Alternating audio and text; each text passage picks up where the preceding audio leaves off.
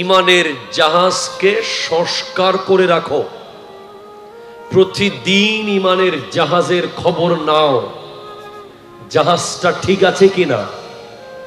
কারণ ফাইন্নাল বাহরা আমিকুন, যেই সাগর তুমি ওই জাহাজ দিয়ে পার হবে, ওই সাগরটা অনেক গভীর। এই সাগর শুরু হবে যেদিন তোমার জানাজার লাশ তোমার গ্রামের মানুষ ওই কবরে রাখবে, সেদিন থেকে ওই সাগরের সফর তোমার শুরু হবে। আর ওই সফরে তোমাকে ইমানের জাহাজ ব্যবহার করতে হবে, না হলে অন্য কোনো জাহাজ তোমাকে ওই সাগরে ভাসিয়ে রাখতে পারবে না।